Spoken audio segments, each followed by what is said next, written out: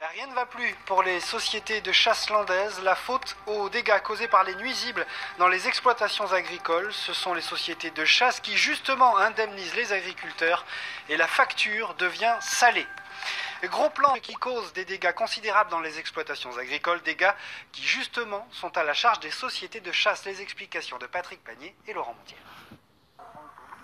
Le phénomène est connu mais s'aggrave chaque année davantage, notamment en Haute-Lande, où la pinède n'est pas nourricière pour le gibier, pas de glands ou de châtaignes, alors les sangliers se rabattent sur les cultures pour s'alimenter. Des sangliers plus nombreux et des dégâts plus importants, et ce sont les chasseurs qui sont les payeurs.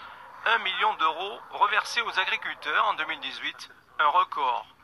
Nous, par exemple, l'an dernier, rien que la CCA d'Orion a eu une contribution territoriale de plus de 5 000 euros à payer.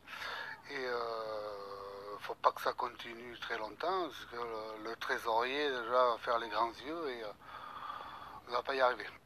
À bout financièrement, l'association de chasse agréée de Bourg-de-Latte, en pays d'Armagnac, vient de déposer le bilan et a cessé toute activité, une première.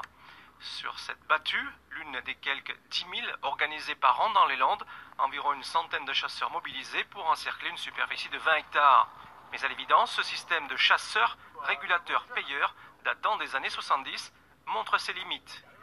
Aujourd'hui, le chasseur, c'est quoi? C'est un bénévole qui a une mission de service public et qui est sanctionné financièrement pour cette mission de service public. Vous le trouverez nulle part ailleurs dans la société.